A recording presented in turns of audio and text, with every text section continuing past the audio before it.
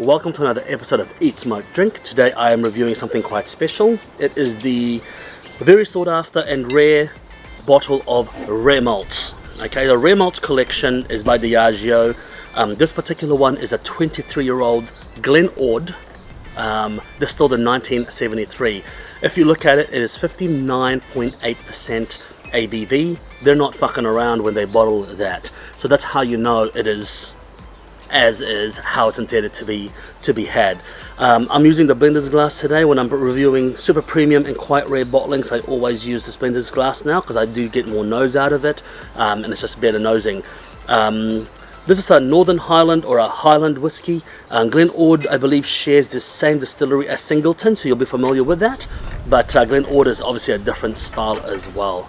Quite an old distillery, 1838 founded, the Glen Ord distillery, but obviously it's probably gone through ups and downs, closures and openings and all that, reopenings and stuff like that.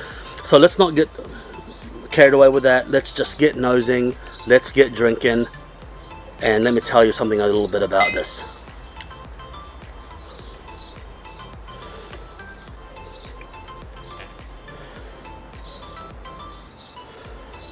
So in 1973, in the 70s and early 80s, there was a bit of a it's a bit of a lost era now in distilling.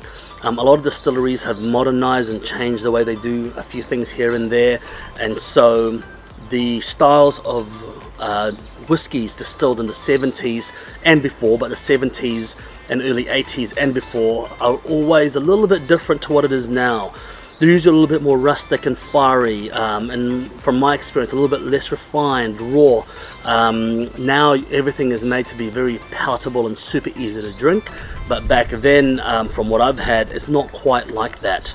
Also, the way they dried the malt as well is a little bit different. They might have used coal, wood, peat still, even if it's not intended to be a peaty whiskey, they still use that because it's a fuel available, instead of, your super efficient gas fire.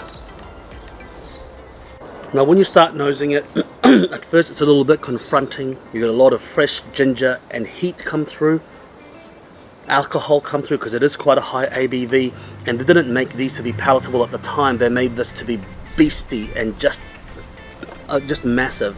So as you nose it a couple more times, it reveals a smoky and sooty, slightly peated smell to it. Now, I don't think this is a peated whiskey, but there's obviously a slight peaty, coal, sooty kind of nose to that as well. Actually, when I say slight, not even a slight, it is quite prominent. Not as prominent as an Isla, but definitely noticeable. I'm getting a sickly sweet sugar syrup, followed immediately by a sickly sweet, fragrant, almost like a baby talc powder.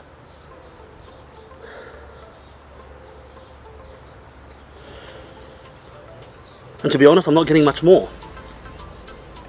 I'm getting a strong hint of vanilla. There we go. I'm getting a slight metallic note to it as well. Actually, to be frank, almost a chemically smell, like a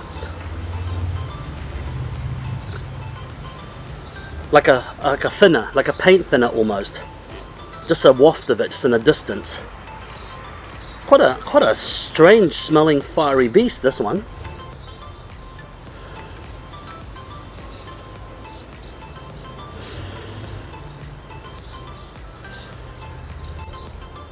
I'm not getting that much more. The smell is just so strong. Those initial notes are so strong that I'm not getting much more.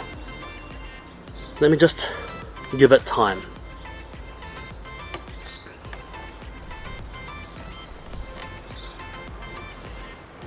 There we go. Now it's breathed a little bit. I'm getting some secondary flavors in there. Alright, I'm getting a slight herbaceousness. I'm getting a slight maltiness as well. Like a biscuity, yeasty cereal note. But sugar syrup, honey, like a field honey, nothing specific, just a meadow honey. Very sweet smelling. That's generally the note that I'm getting with a waft of smoke in there. And I'm getting a metallic smell now, a little bit of a copper, steely smell. There we go. So sometimes you just have to be a little bit patient, letting the flavors come out and just letting your nose get the secondary flavors coming through, because that's, you know, it sometimes just needs to open up a bit. So let's get tasting.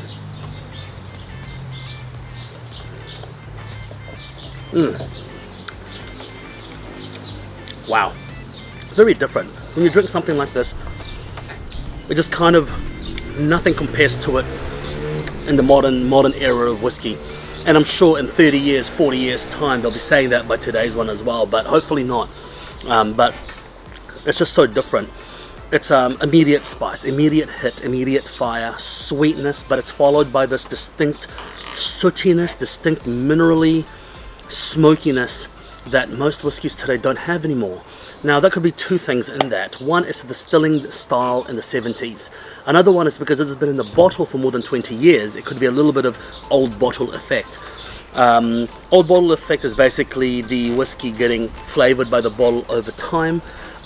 Some people argue that, is there such thing as an old bottle effect, or is it just a style of whiskey back then compared to now? It could be both, who knows, but so far there's a sickly sweetness to that, followed by immediate fire and then a smoke, and then it mellows down very quickly. A bizarre sensation.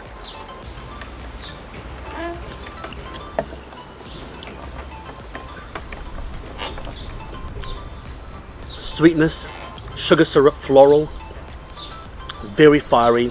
The 60% shows on this, or 58.8. This is a no mucking around whiskey. This whiskey is not for the faint-hearted. It is for the appreciator of whiskey. Because if I was to give this to you, and the best or the most interesting you've ever had, I won't say the best, the most interesting you've ever had was a Glenfiddich 12 or a Glenlivet 18, you'd be like, what the hell is this? This is what it's intended for. How the distillery used to make it back then, cask strength, no chill filtration, no colouring, just how it is.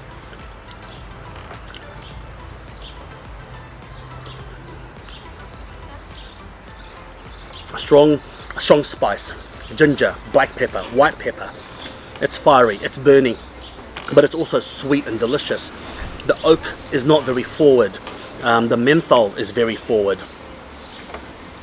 The finish is spectacular. The finish is spectacular. It's rare malt. I've never had a rare malt where the finish has not been spectacular. The finish is just never ending. I can't get rid of it in my mouth. It's quite oily. It's waxy. It adheres to my palate and the walls of my mouth. I'm in love with it. I love it, but is it the best rare malt I've had? No. But it's the only Glen Ord I've had, so you can't really compare it that way. Is it worth buying? Yes, it is. If you can find one, buy it. Buy it right now. Or in fact, don't. I can buy it. But bottom line is that it is not cheap. You have to buy an auction, or you have to pay a premium price. This will probably average at about 700 USD, plus taxes and all of that. So it is not cheap by any means. Hey, is it worth it? It depends on your palate of appreciation. You know, I taste these whiskies and I find them worthwhile because they are so interesting, they are so different, and you get flavors that no other whiskies will have, and it's part of the experience. If you want a drinking whiskey, don't get this, or don't have this for a drinking whiskey. It is not a drinking whiskey. One glass is enough. After one glass, that's it. I wouldn't pair this with a cigar, but as a first dram with a cigar, maybe I would, and then I'd finish off on something else a little bit more normal, because you don't want to waste it so much with a cigar and just overloading your palate. I think on the night this is a 2 dram maximum type of dram. Why? Because with every sip it is progressing.